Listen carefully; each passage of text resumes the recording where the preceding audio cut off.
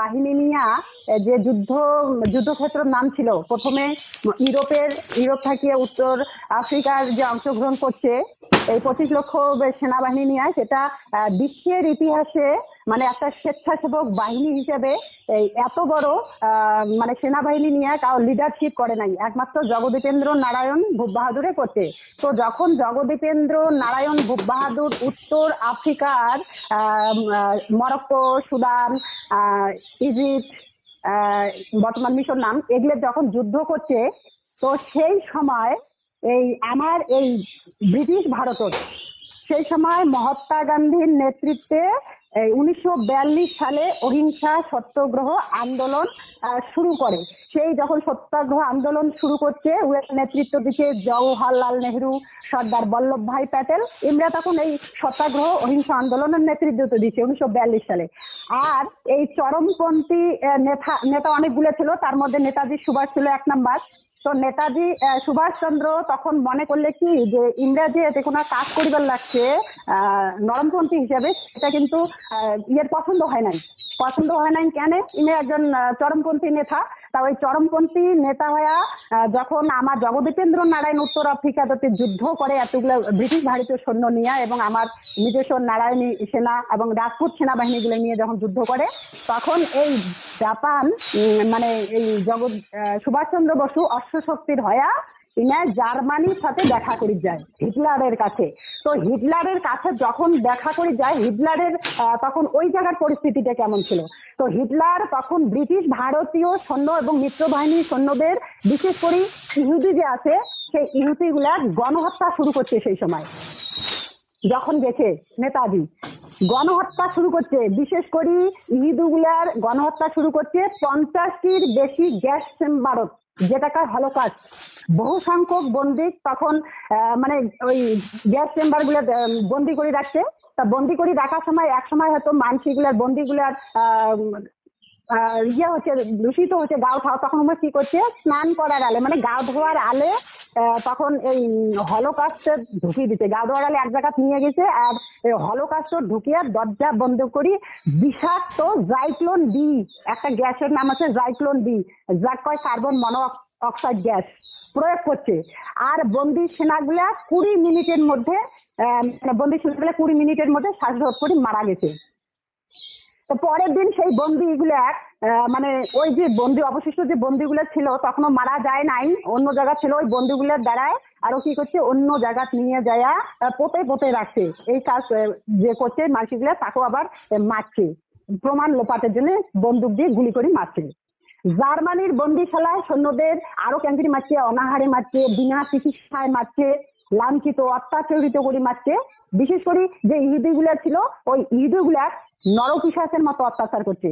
আর ওমের যে নারী জাতি ছিল সেই নারী জাতিগুলা দাস হিসাবে ব্যবহার করছে।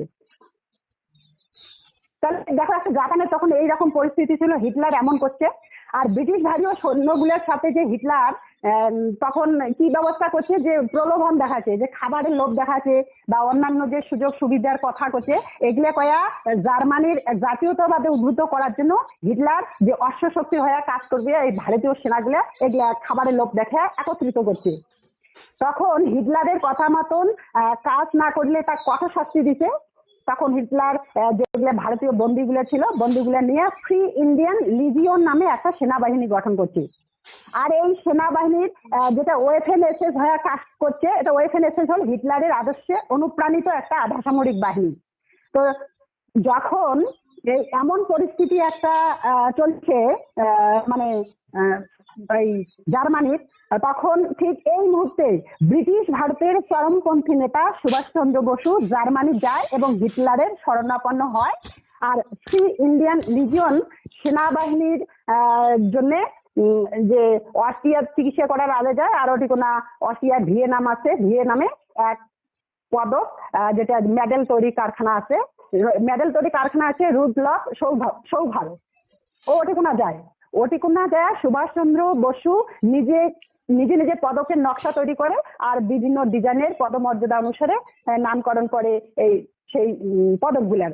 যেমন কতগুলো পদক নাম ছিল, শেরি হিন্দ, সর্দারি জং, বীরি হিন্দ, শহীদি ভারত, তকমা ই বাহাদুর, এগুলো পদকের নাম দেয়।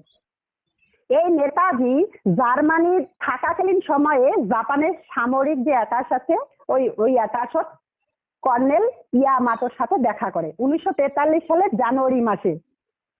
আর ইয়ামাটো কায় ছিল? জাপানের একজন ছিল ইয়ামাটো। ইয়ামাটো জাপানের প্রধানমন্ত্রী হিদেকি তোজোর সাথে এই নেতাজি যে এই জায়গা রাখছে তার যে একটা দেশপ্রেমের একটা মনোভাব আছে, সেই দেশপ্রেমের বিষয়ে জাপানের তোজোর সাথে কথা কয়। আর তোজো নেতাজির দেশপ্রেমের সুযোগ নেওয়ার একটা পরিকল্পনা করে। আর তখন সেই পরিকল্পনা মতো 1943 সালে জানুয়ারি মাসে তোজো হিটলারও চিঠি লেখি কয় যে হিটলার মুই অনুরোধ করতে লাগছম যে অতি তাড়াতাড়ি সুভাষচন্দ্র মোর হাতে তুলি দাও, মানে জাপানের হাতে তুলি দাও। সেই সময় হিটলার নেতাজি ভাল চোখে কিন্তু দেখে নাই, এক উদ্ধত ব্যক্তি বলি করছে। আর করছে যে নেতাজি এমন একজন দাম্ভিক ব্যক্তি যায় কিনা ইউরোপে ঘুরি বেড়ায়, মানে ইউরোপে ঘুরি বেড়ায়।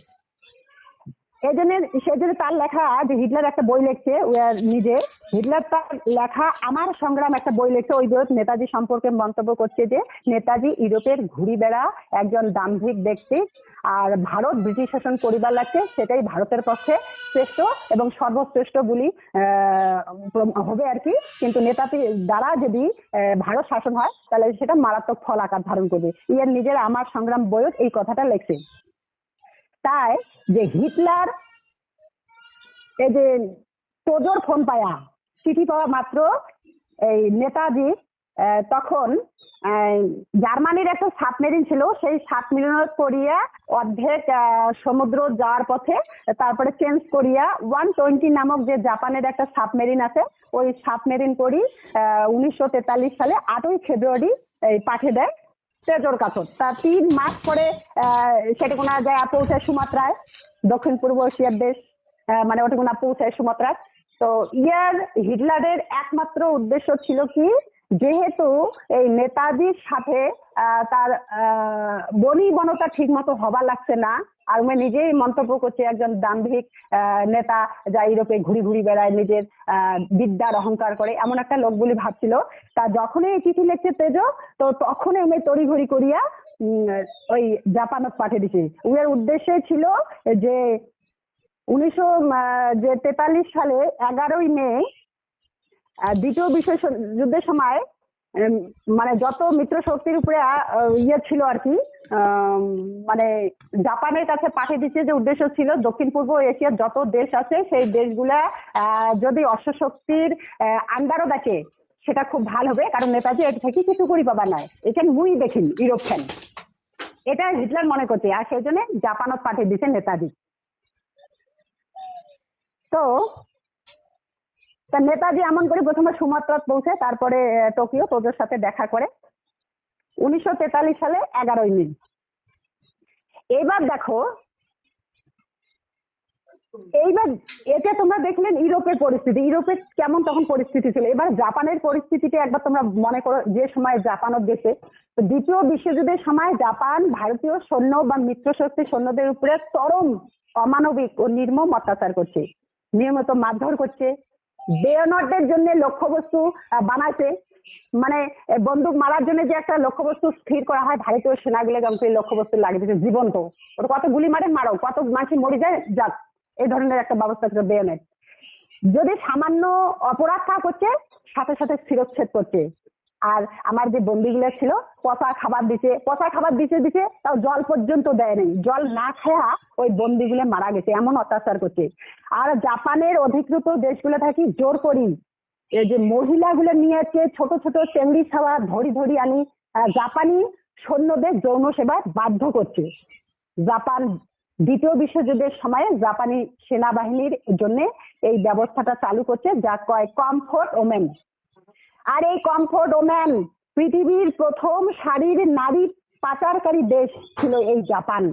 নৃশংস অত্যাচারে যৌন লালসায় জাপানি সেনাবাহিনীর জন্য 125টা পতিতালয় তৈরি করছে এমন করিয়া। আর ওই 125টা পতিতালয়ের মধ্যে 4,10,000 নারী দাসত্বে আবদ্ধ করছে। আর যেগুলো 10 থেকে 14 বছরের ছাওয়ার যৌনাঙ্গ কাটি দিছে সেনাবাহিনী, পরপর অত্যাচার করিয়া এই ফুলের মতন নিষ্পাপ শিশুগুলা অতিকোনায় মারা গেছে। এমন ছিল জঘন্যতম জাপানি সেনাবাহিনীর অত্যাচার।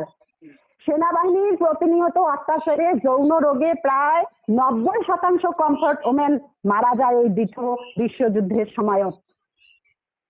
যদি কোনো সুন্দরী নারী গর্ভ যদি সন্তান আছে তাহলে পেট কাটছে, ওই সন্তান বার করছে, জরায়ুকে কাটি ফেলাইছে, আর সেই নারীর উপরে আরো অত্যাচার করছে এই কমফর্ট ওমেন সেনাবাহিনী।